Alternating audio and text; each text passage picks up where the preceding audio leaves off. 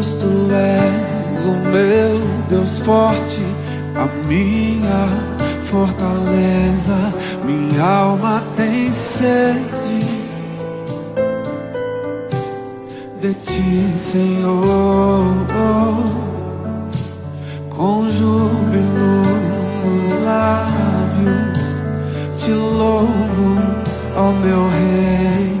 Debaixo de tuas asas encontro abrigo. Te louvo e te bendigo, porque és bendito, ó Senhor. Glórias ao Deus eterno.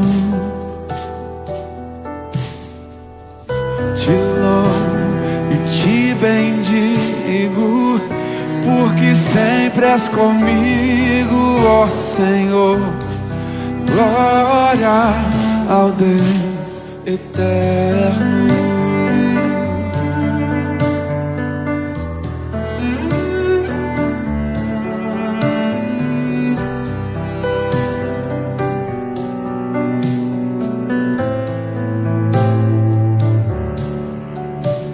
Ó Deus, tu és o meu Deus forte, a minha fortaleza. Minha alma tem sede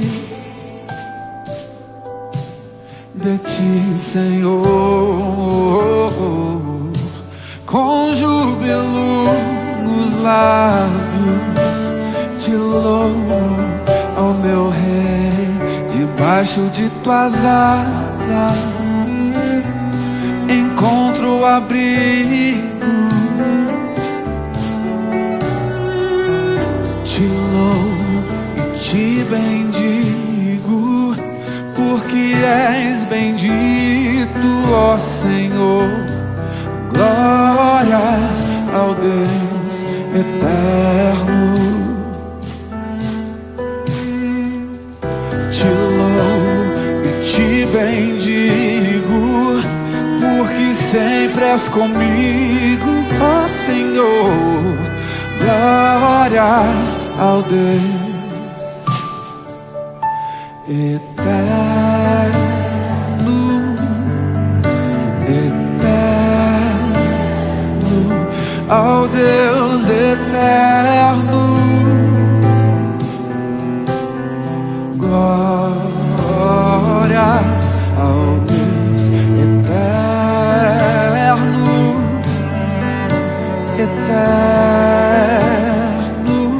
ao Deus eterno. Glórias ao Deus eterno.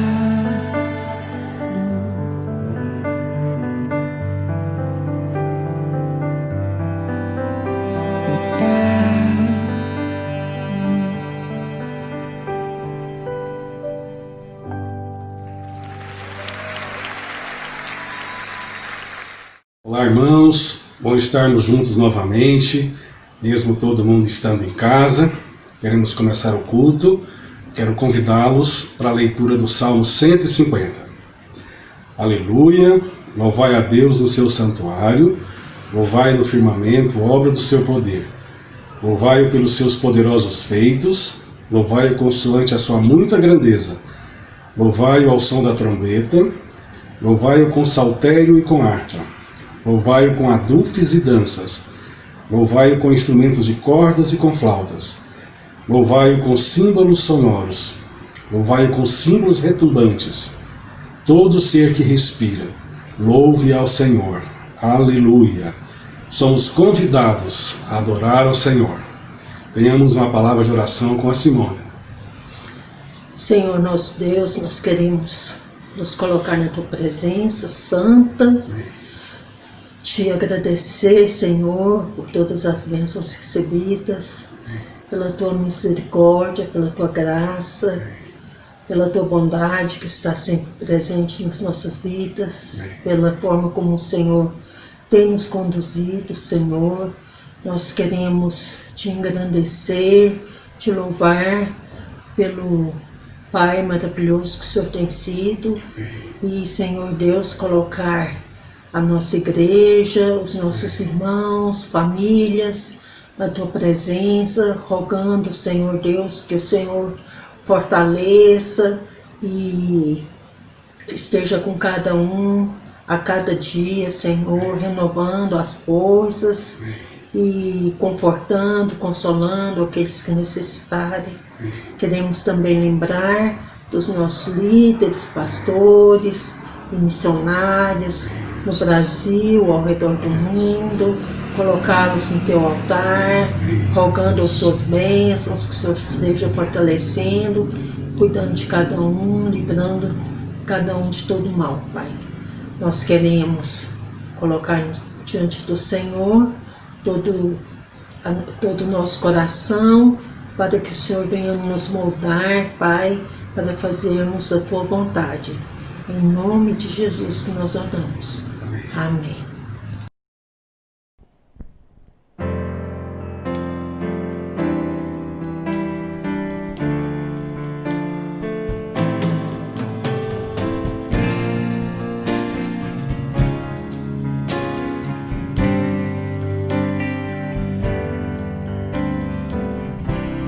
Não tenho palavras para agradecer Tua bondade, dia após dia me cercas com fidelidade. Nunca me deixes esquecer que tudo que tenho, tudo que sou, o que vier a ser, vem de Ti, Senhor. Não tenho palavras para agradecer Tua bondade, dia após dia me cercas com fidelidade. Nunca me deixes esquecer que tudo que tenho, tudo que sou, e o que vier a ser, vem de Ti, Senhor. Dependo de Ti, preciso de Ti, sozinho nada posso fazer. Descanso em Ti, espero em Ti, sozinho nada posso fazer. Nunca me deixes esquecer de tudo que tenho, tudo que sou, e o que vier a ser, vem de Ti, Senhor.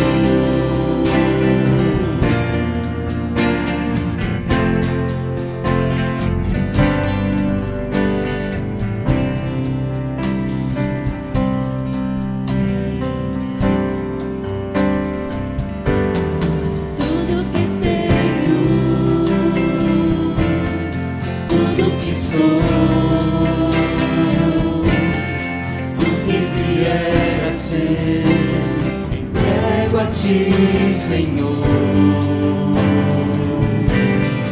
Tudo que tenho, tudo que sou, o que vier a ser, entrego a Ti, Senhor. Tudo que tenho, tudo que sou,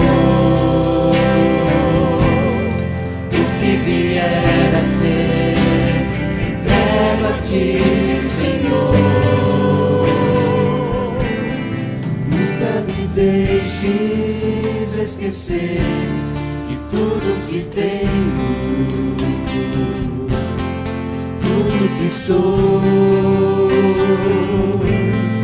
o que vier a ser, vem de ti, Senhor.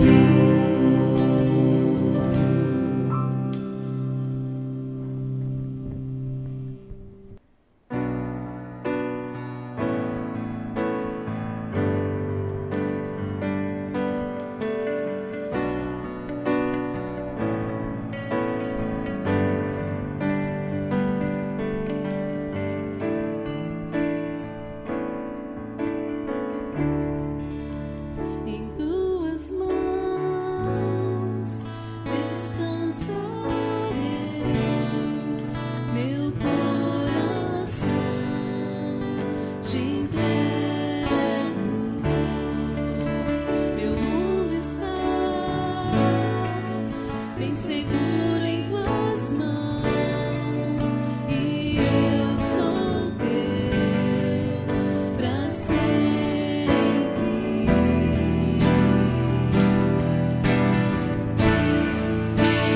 Sim, eu creio em ti, Jesus. Eu pertenço a ti, Jesus. A razão do meu viver, a razão do meu louvor, tudo que sou.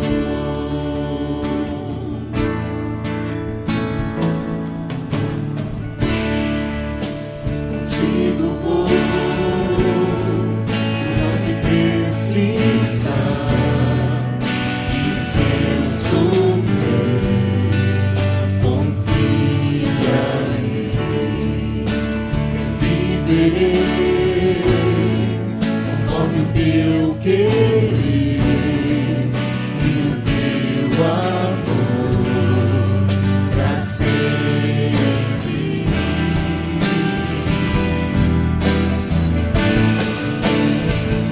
Eu creio em ti,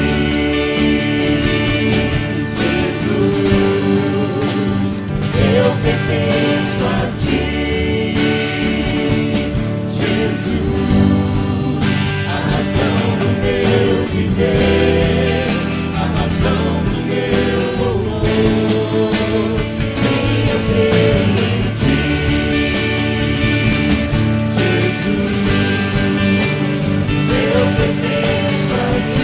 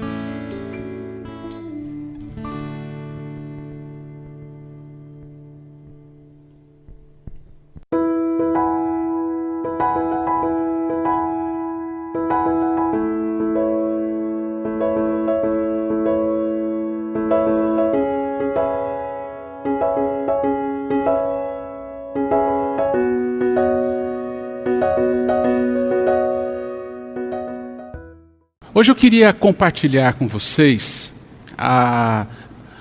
um encontro transformador que gera esperança. Ao longo do mês de maio, nós trabalhamos com isso, e agora ao longo do mês de junho também, sobre o desafio de nós nos tornarmos uma comunidade que adora a Deus. A grande questão para mim é por que nos tornarmos uma comunidade que adora a Deus? Porque quando nós adoramos a Deus, ou adorar a Deus, é reconhecer quem Ele é. Deus Todo-Poderoso, único Deus Criador dos céus e da terra. Quando nós nos reunimos para adorar a Deus, uma das coisas que acontece na nossa vida é, ao entrarmos então na presença dEle, é que tanto a nossa mente como o nosso coração é lembrado a respeito de quem Ele é. Por isso, o desafio ou a importância de que mesmo momentos como esse, onde nós estamos juntos, unidos pela esse processo da transmissão, mais longe fisicamente, é importante que esse tempo seja um tempo onde você cultue a Deus aí da sua casa. Permita com que Ele fale ao seu coração, permita com que Ele ministre a sua mente. A minha oração é que você tenha um encontro transformador. Vamos orar? Senhor, é o que te pedimos, Pai. Nós temos vivido dias tão difíceis. Nós clamamos, ó Deus bondoso, que esse tempo agora, onde nós vamos ouvir algumas músicas e cantar, reconhecendo quem o Senhor é, adorar o seu nome, louvar, que leve, Senhor, nossa mente, o nosso coração à sua presença, e nos faça, Senhor, como povo teu, como filhos teus, adorar ao Senhor. Ó Deus, fala-nos, derrama, Senhor, da tua graça sobre as nossas vidas. Eu peço e eu oro no nome de Jesus. Eu queria ler com você o texto de Lucas, capítulo 8, a partir do versículo 40. Lucas 8 vai contar a história de Jesus quando ele volta de uma viagem para Decápolis. Ele tinha nessa viagem expulso ali espíritos malignos que haviam dominado um homem, e esse homem vivia no sepulcro e muitas vezes algemados com correntes.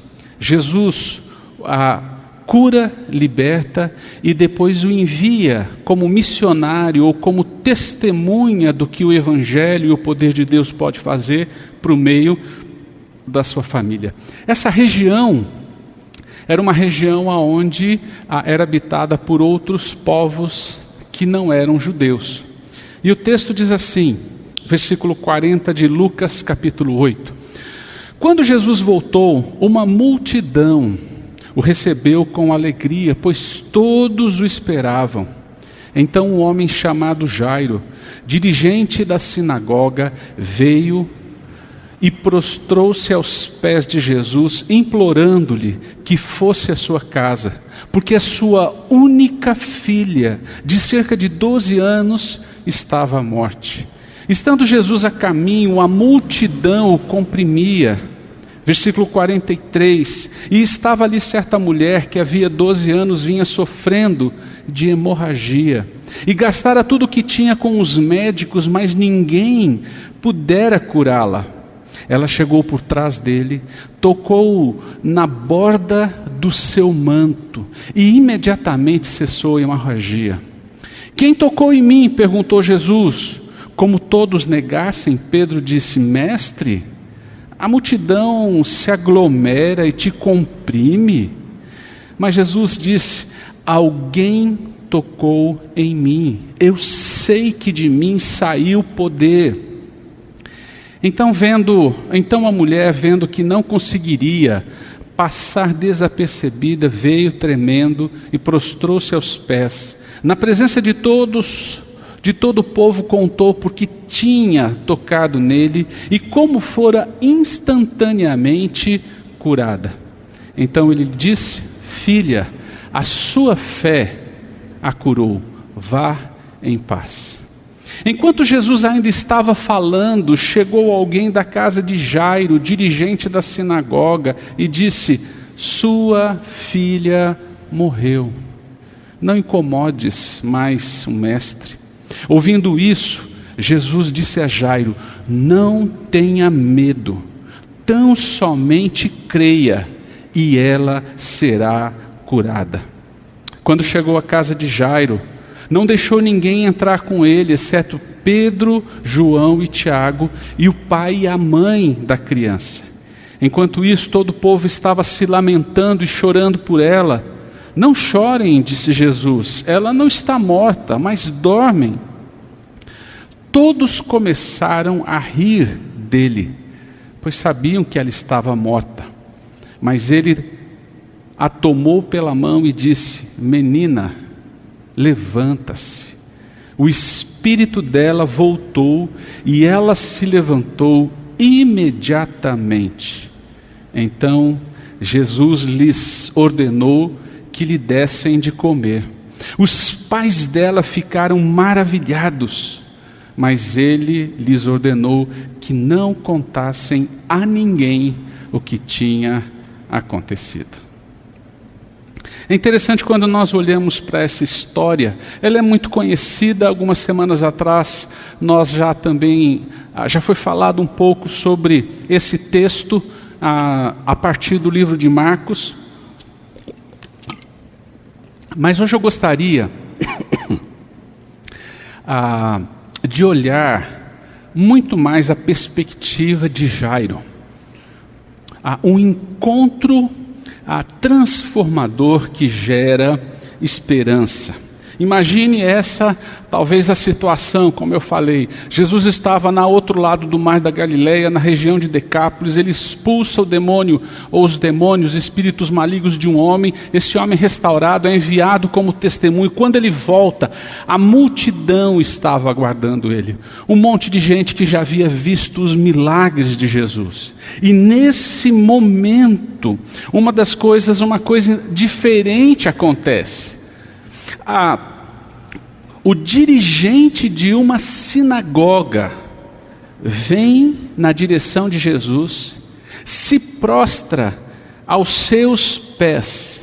O versículo 42 diz assim: então o homem chamado Jairo, dirigente da sinagoga, veio e prostrou-se aos pés de Jesus, implorando-lhe que fosse à sua casa, porque a sua única filha de cerca de 12 anos estava à morte.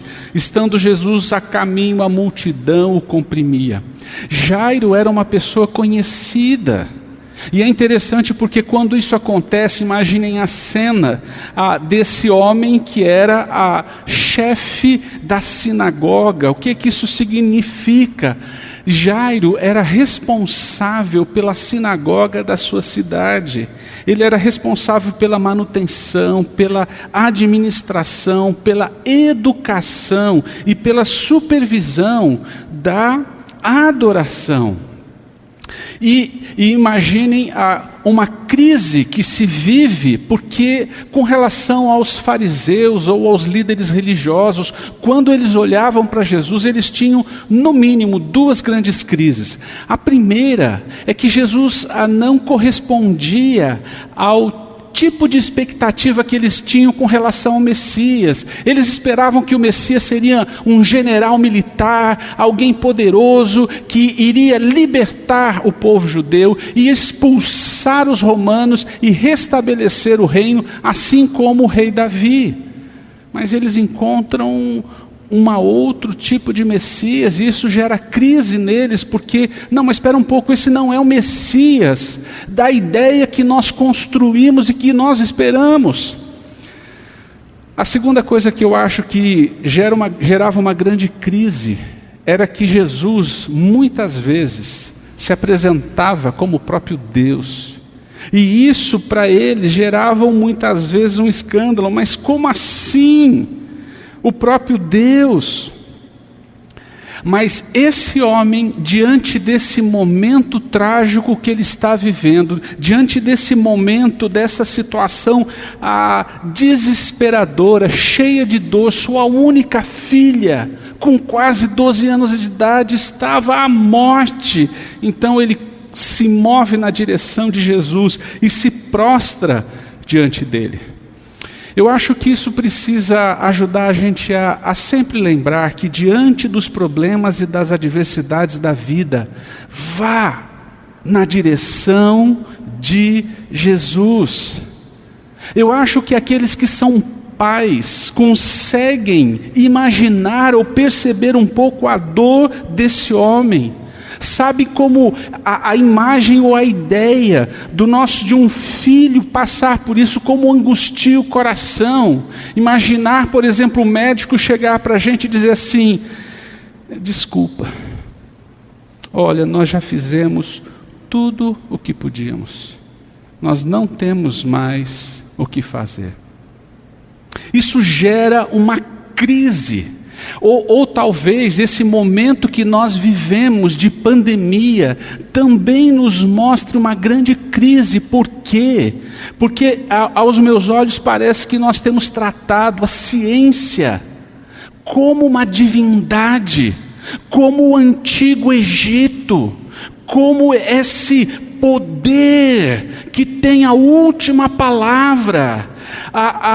A ciência não é Deus, mas quantas vezes nós paramos, parece que nós estamos tratando nos dias de hoje, a última palavra é a ciência. Então nós nos curvamos diante da ciência, buscando proteção e cuidado. Parece que nós temos esquecido que Deus está acima da ciência. Acima da ciência existe um Deus, Criador de todas as coisas, que governa sobre tudo. A ciência não está acima, é Deus. Aquilo que a ciência descobre são atos de revelação de Deus, onde Deus permite com que a humanidade cresça em conhecimento e entenda a forma com que Ele faz algumas coisas, mas isso é revelação. Quem tem a última palavra é Deus. Talvez a gente possa ser lembrado de uma situação para nos mostrar essa situação do rei Ezequias. Um dia o profeta Isaías recebe uma palavra e ele vai até o palácio e diz ao rei assim: olha, rei, Deus pediu para lhe dizer, olha, põe a sua casa em ordem, arruma as suas coisas todas, porque você vai morrer. Ele estava enfermo, estava deitado na sua cama. Isaías sai do quarto e começa a ir embora. Ele vira para o lado, para a parede, começa a se derramar diante de Deus, a chorar, a clamar, a falar com Deus. Deus, eu andei na tua presença, Senhor, ser misericordioso comigo, Senhor, prolonga os meus dias de vida. E é interessante porque o texto diz que Isaías está saindo do palácio, mas ainda não passou, está no meio do pátio.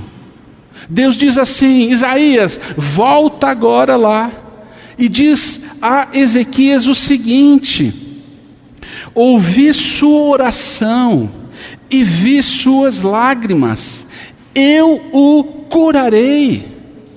E é interessante porque a ordem que é dada, eles preparam uma pasta de figo, colocam sobre a ferida e ele é curado. Ah, mas eles descobriram um medicamento para essa cura? Sim, porque Deus curou através daqueles meios. E aí ele recebe mais 15 anos de vida. Queridos, em meio à pandemia, em meio a esse momento tão difícil que nós passamos, nós precisamos lembrar quem tem a última palavra, aonde nós colocamos o nosso coração. É isso que Jairo faz. Diante daquela situação, ao ouvir que não existia mais nenhuma possibilidade de cuidado sobre a vida da sua filha, que a ciência não tinha resposta, ele volta para aquele que é Senhor sobre a vida e a morte.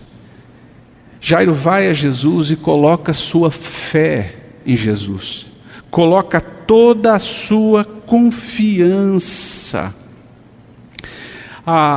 Só que é interessante porque quando a gente olha a sequência do texto, Jairo então está tentando fazer Jesus caminhar na direção, mas a multidão vai apertando Jesus. Imagine as pessoas querendo falar com Jesus e perguntando e algumas coisas, e Jairo tentando acelerar o passo. De repente Jesus para e diz assim: alguém me tocou e de mim saiu o poder. Imagine a angústia do coração de Jairo. Se você tivesse ali, eu fiquei pensando, puxa vida, o que eu faria? Como eu faria com que Jesus andasse mais rápido? Será que eu berraria com a multidão? Gente, para com isso, minha filha está morrendo. Será que eu tentaria colocar Jesus talvez num carro ou um cavalo para tentar ir mais rápido? Mas o pior estava por vir quando Jesus é tocado por aquela mulher e Jesus para.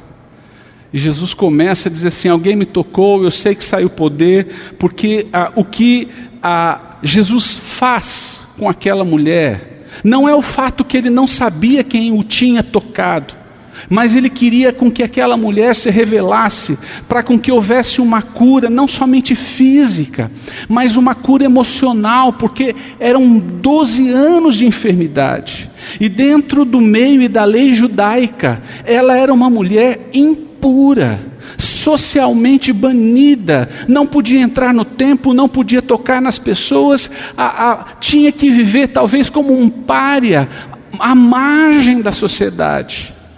E ao revelar o que acontece, Jesus está gerando um processo de restauração, cura física, emocional, espiritual, social. Mas aí vem um clímax da história. Quando Jesus termina de olhar para aquela mulher e diz assim: filha, a tua fé te curou, vai em paz. Alguém da casa de Jairo chega, e o texto diz assim: enquanto Jesus, versículo 49, ainda estava falando, chegou alguém da casa de Jairo, dirigente da sinagoga, e disse: sua filha morreu. Não incomode mais o mestre. Ouvindo isso, Jesus disse a Jairo: não tenha medo, tão somente creia, e ela será curada. Quando eu penso nessa situação e me coloco no lugar de Jairo, imagine, a gente está ali naquela situação, angustiado. Eu deixei minha filha viva, mas ela já estava muito ruim e a coisa não anda. Eu fico pensando que o que aconteceria quando eu ouvisse essa fatídica notícia: sua filha morreu. Eu acho que eu ia me derreter em lágrimas. Minha filhinha. Talvez eu começasse alguns dos ciclos naturais. O primeiro ciclo, que é o ciclo de culpa. Talvez assim, puxa vida, se eu tivesse sido mais ágil, se eu tivesse berrado com a multidão, se eu tivesse trazido um cavalo, será que talvez isso não teria acontecido? Por que eu não vim antes? Por que eu não fui mais rápido? Existe um outro ciclo, que é o ciclo da amargura, que diante de situações como essa, levam a pessoas a começar: por que Deus? Por que o Senhor levou a minha filha 11 anos? Que culpa ela tem? Por que o Senhor não me levou? Passar pelos ciclos da vida é um processo natural. O problema é não sair dele. ou até mesmo permitir com que esses ciclos, esses pensamentos, essas dores consumam a sua vida. Às vezes eu vejo pessoas que têm dores dentro do seu peito, angústias dentro da sua alma, e eles são consumidos. O desafio é nós fazermos como Jairo: olhe para Jesus, porque diante dos problemas e adversidades, não tenha medo, tão somente creia. Ouça esse Deus talvez dizendo: se você tem algumas dessas dores no peito, algumas dessas inquietações na sua alma, talvez você precise voltar para Jesus e ouvir Ele dizendo: não tenha medo, tão somente creia.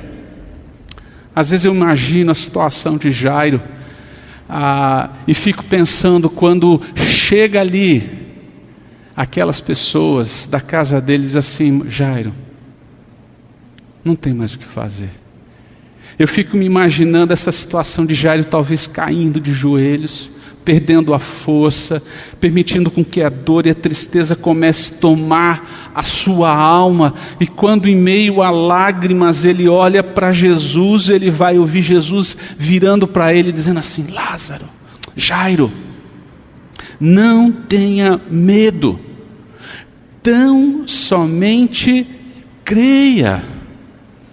Porque essa palavra, ela se torna tão pertinente para os dias de hoje. Porque nos dias de hoje parece que nós temos vivido a cultura do medo. A gente tem aí todas as notícias, e olha, já passaram de tantos mil pessoas mortas, e gente dizendo a dor da perda, e parece que esse medo tem envolvido as pessoas. Eu não estou dizendo com isso que eu acho que o Covid-19 é uma gripezinha, não. Ele é um vírus que, se não tomarmos cuidado, ele se torna letal. Nós também temos os medos gerados por toda a situação da crise econômica, da crise política. Mas sabe qual é a minha crise? E eu passei ao longo da semana conversando com a minha alma e com Deus. Eu li 1 João 4,18.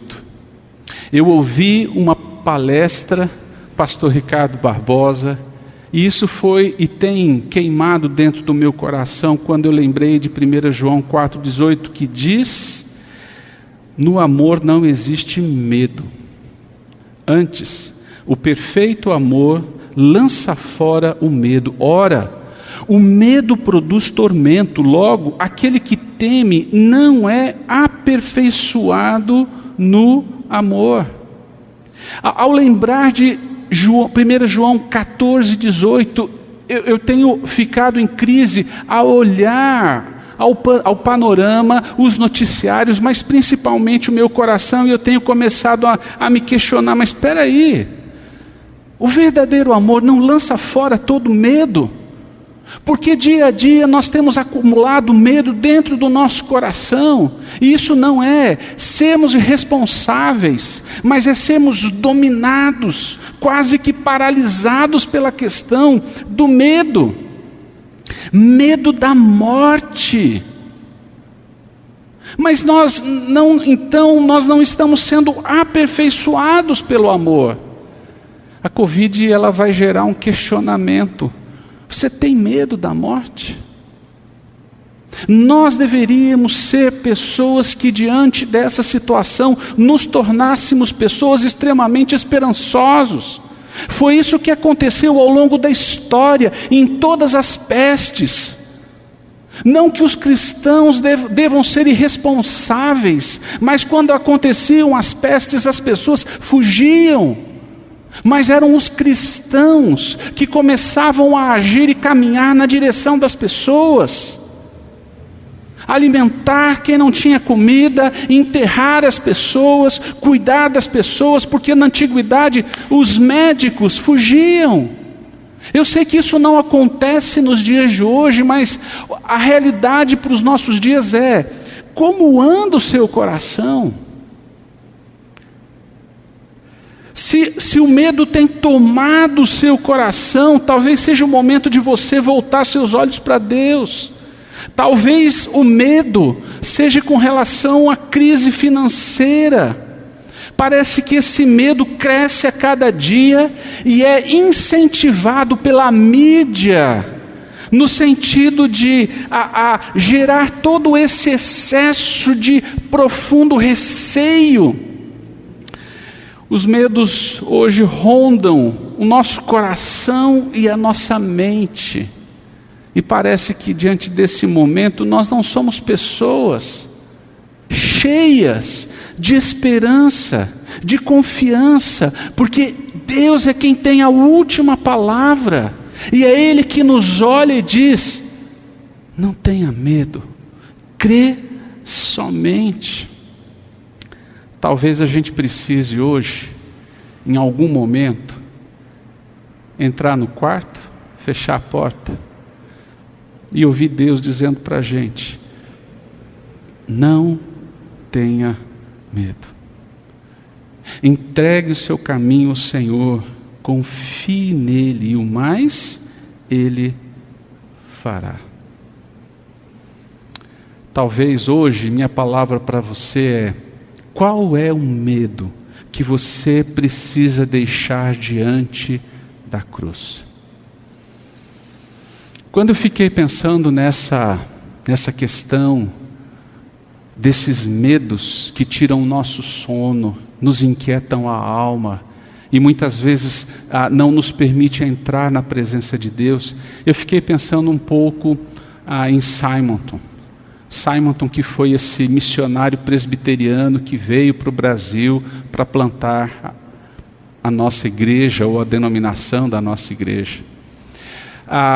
O que muitas pessoas talvez não saibam é que naquela época, no final do século XIX, a perspectiva de alguém que vinha dos Estados Unidos para o Brasil e fosse andar pelo Brasil, não tendo resistência contra febre amarela e outras doenças tropicais, a expectativa era de 8 anos.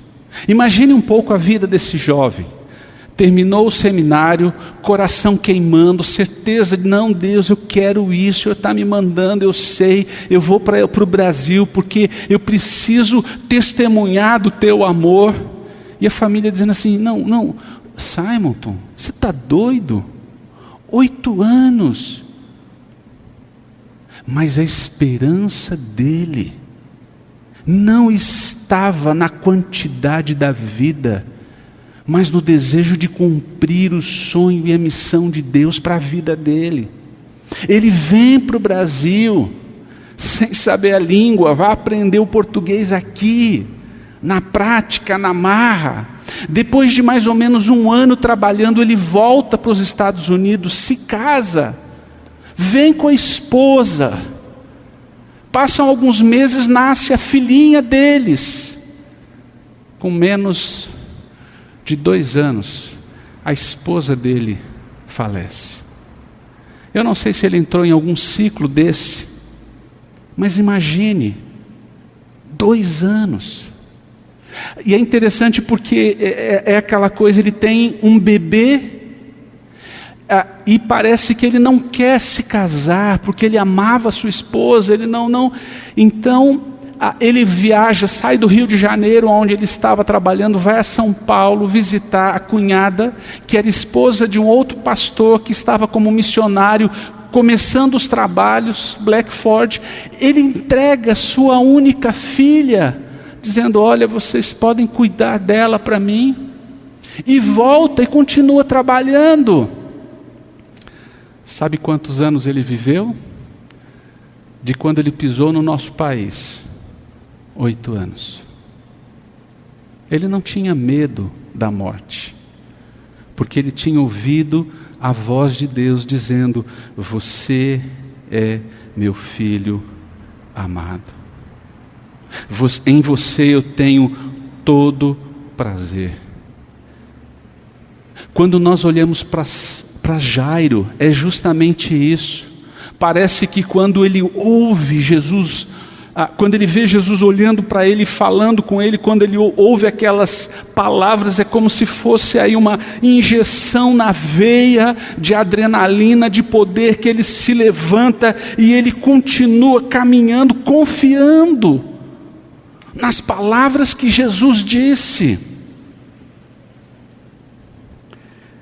Diante dos problemas e das adversidades, não tenha medo.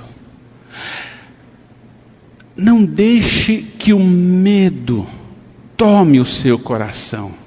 Sentir medo é algo que Deus construiu ou fez o ser humano.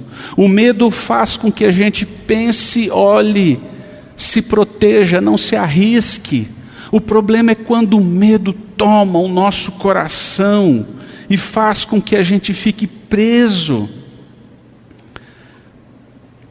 Quais são os medos que você precisa deixar diante da cruz? Jairo ouve essas palavras, se levanta e vai caminhando com Jesus então para a sua casa. E quando ele chega na sua casa, é muito interessante porque versículo 52 diz: enquanto isso, todo o povo estava se lamentando e chorando por ela. E Jesus diz: não chorem, disse Jesus, ela não está morta, mas dorme. Todos começaram a rir dele, pois sabiam que ela estava morta. Gente que estava ali e que a ciência que tinha a última palavra, a medicina que tinha a última palavra, os protocolos é quem tinham a última palavra. Nesse caso, todos começaram a rir dele, pois sabiam que ela estava morta. Jesus entra para o quarto, somente com os pais, Pedro, João e Tiago, e o versículo 54 diz assim: ele a tomou pela mão e disse: menina, levante-se. Talita cumi. O espírito dela voltou e ela se levantou imediatamente. Então Jesus lhes ordenou que lhe dessem de comer. Os pais dela ficaram maravilhados, mas ele lhes ordenou que não contassem a ninguém o que tinha acontecido. O que a gente aprende com esse texto? Diante dos problemas e das adversidades, lembre-se, quem tem a última palavra. E isso me fez pensar, e tem me feito pensar, quem tem a última palavra na sua vida? Talvez a crise que nós vivemos hoje como discípulos de Jesus, como cristãos, como crente ou como gospel no nosso país, que talvez o Senhor Jesus não tenha nem a primeira e nem a última. Continuam vivendo secularizados, desejosos de serem felizes, terem sucesso, terem dinheiro, alcançarem e serem amados nessa vida. Quem tem a última palavra?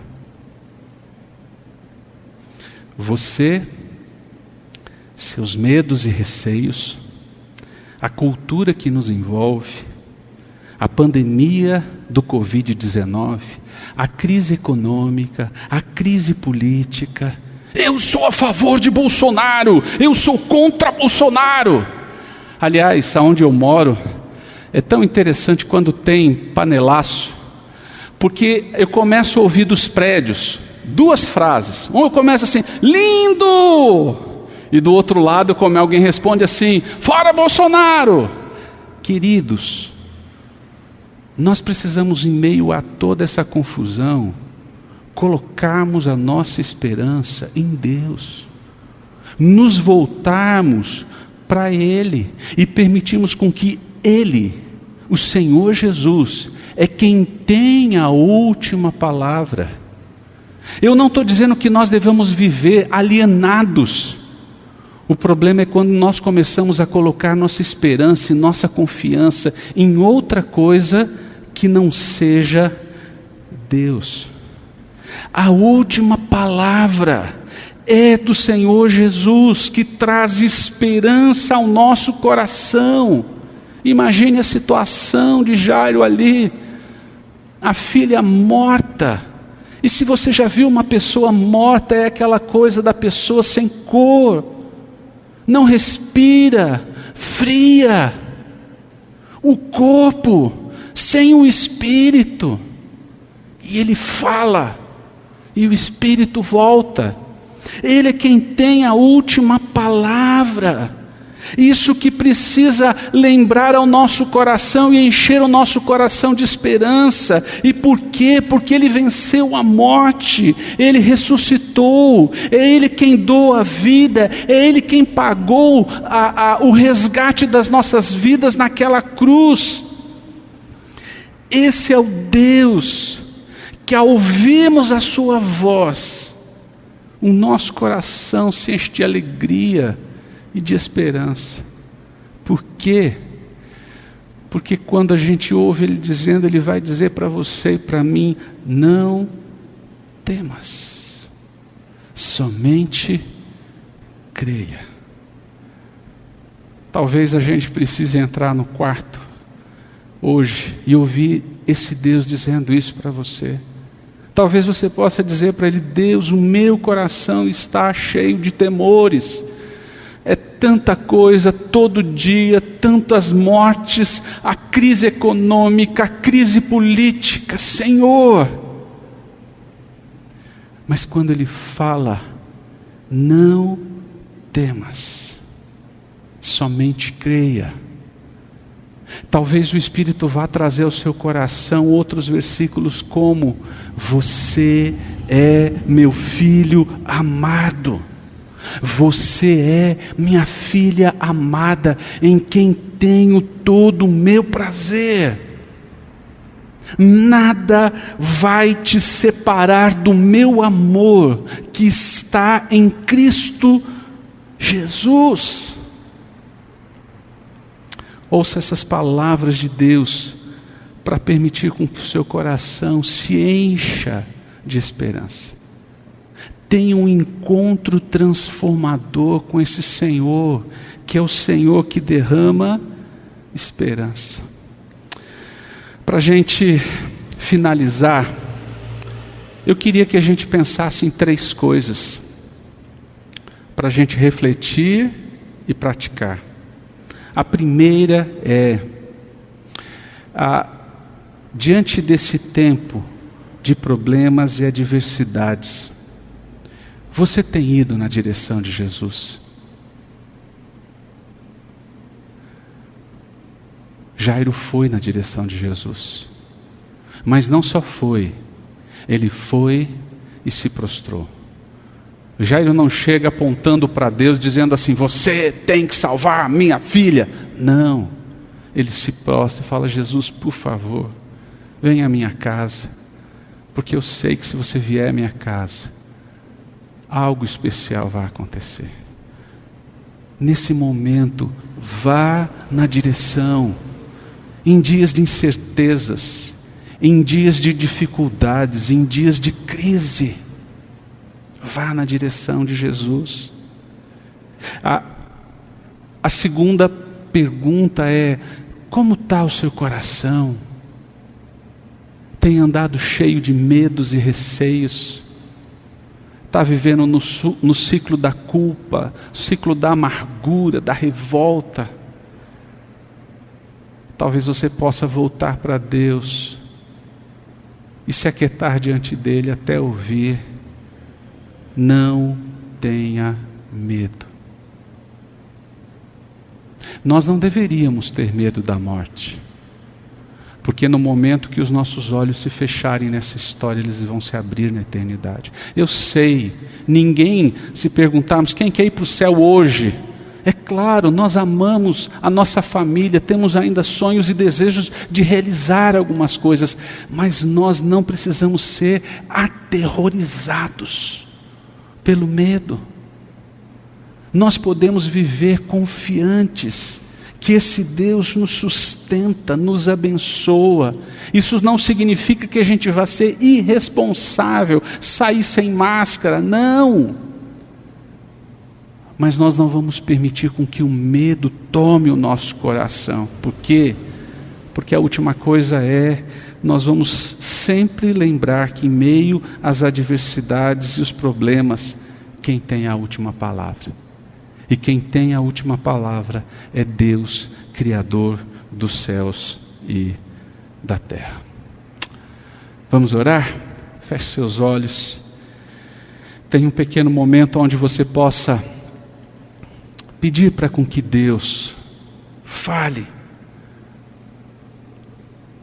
O coração está cheio de medos, receios, angústias. Ore, fale com o Senhor. Peça com que Ele fale e você possa ouvir sua voz, perceber sua presença, se render diante dele como Jairo fez. Senhor, muito obrigado, Pai. Nós temos vivido, sim, Deus, dias difíceis, dias que nos angustiam, dias que nos preocupam. Às vezes nós não conseguimos ver, Senhor, a luz no fim do túnel, ou quando esse tempo de pandemia ou o pico vai passar, quando a vida vai começar a voltar à normalidade.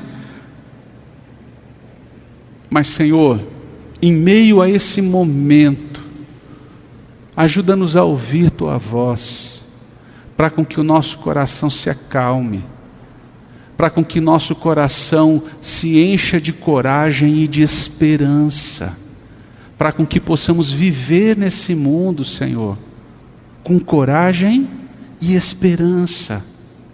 Ó Deus, fala com Teu povo, ministra, Senhor, ao coração do Teu povo, eu peço, no nome do Senhor Jesus. Amém.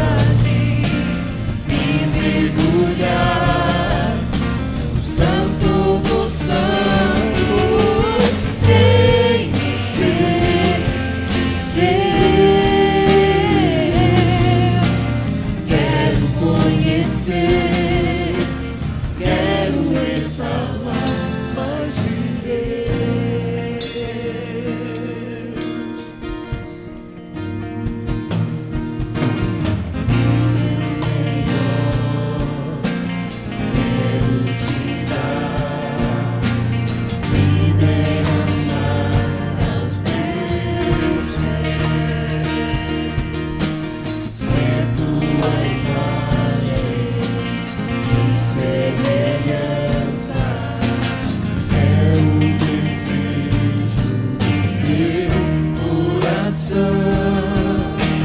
Se o meu povo errar o caminho, meu coração clamará por ti. Abraça-me com tua misericórdia, vem me envolver, tua face eu quero ver.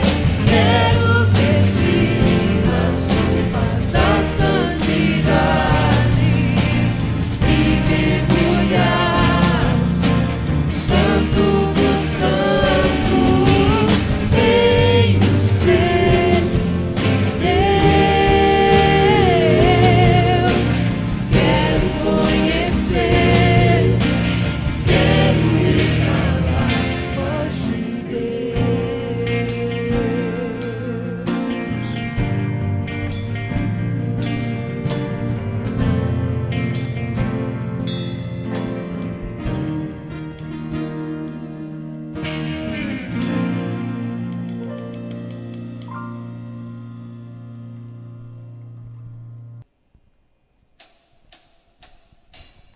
Abraça-me, Senhor, não me deixe ir. Eu quero estar em teus braços de amor.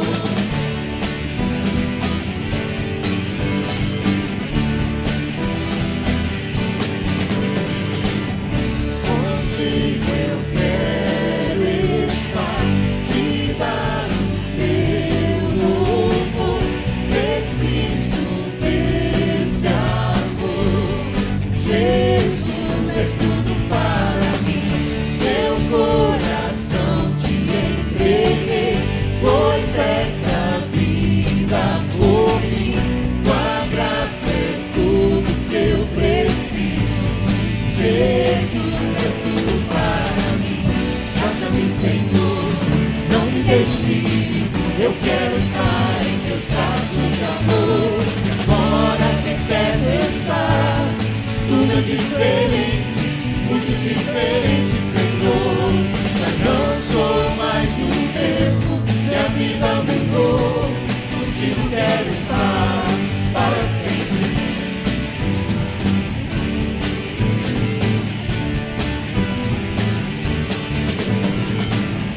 Contigo eu quero estar, te dar o meu louvor. Preciso desse amor. Jesus, és tudo para mim. Meu coração te entreguei, pois desta vida por mim. Tua graça é tudo que eu preciso. Jesus, és tudo para mim. Tua presença me esconderei.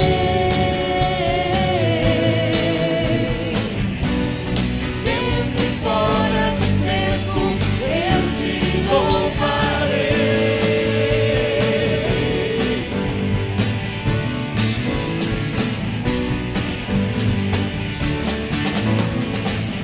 Faça-me, Senhor, não me deixe ir.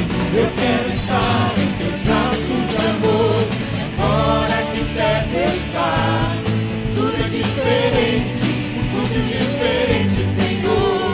Já não sou mais o mesmo, minha vida mudou. Contigo quero estar para sempre. Agora que perto estás, tudo é diferente, muito diferente, Senhor. Já não sou mais o mesmo, minha vida mudou.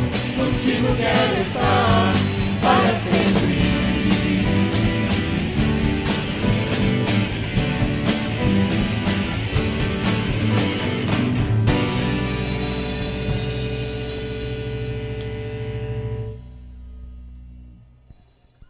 Queridos, eu tenho alguns avisos, que é com relação às campanhas que nós estamos fazendo.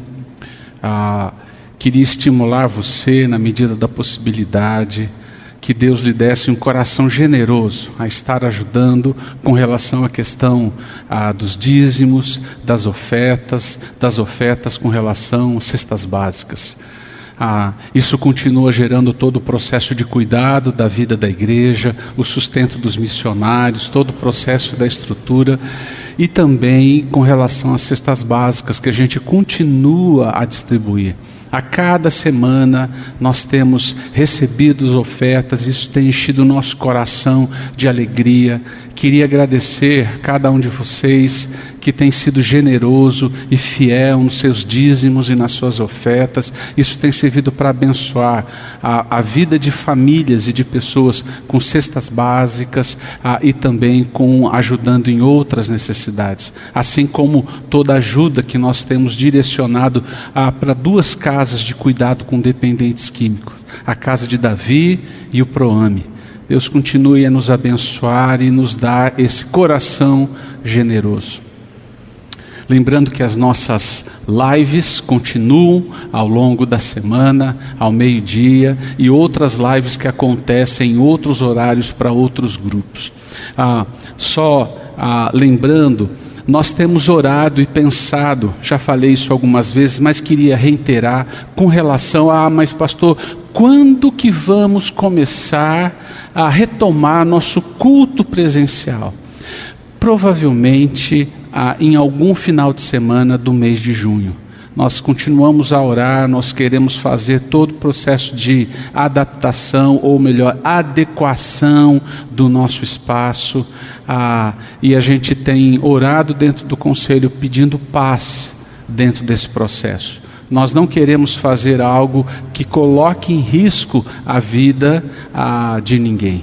Mas é bem provável que em algum domingo desse mês agora, nós devamos retomar. Mas quando isso for acontecer, nós vamos explicar e vamos anunciar aí para todas as pessoas. Você tem aí uma semana abençoada, uma semana de coragem, uma semana de esperança. Queridos, que a graça do Senhor Jesus, o amor do nosso bondoso Deus Pai, o poder, a esperança e a coragem do Espírito Santo, seja hoje e para todo sempre sobre o povo de Deus. Amém. Um grande abraço para vocês. Deus lhe abençoe.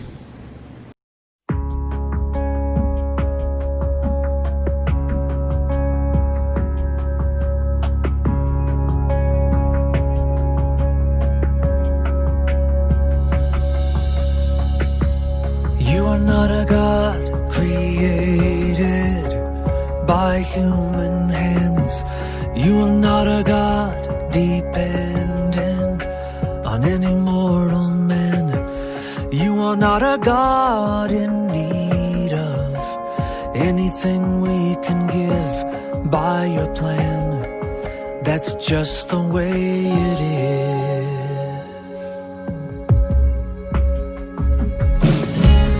You are not a God created by human hands. You are not a God dependent on any mortal man. You are not a God in need of anything we can give by your plan. That's just the way it is. You are God alone from before time began. You are on your throne. You are God alone. And right now, in the good times and bad, you are on your throne. You are God alone. You're the only God whose power none can contend. You're the only God whose name and praise will never end. You're the only God who's worthy of everything we can give. You are God that that's just the way it is. You are God alone from before time began. You are on your throne. You are God alone. And right now, in the good times and bad, you are on your throne. You are God alone. Unchangeable, unshakable, unstoppable. That's what you are. Unchangeable, unshakable, unstoppable. That's what you are. You are God alone from before time began. You are on your throne. You are God alone. And right now, in the good times and bad, you are on your throne. You are God alone. Unchangeable, unshakable, unstoppable.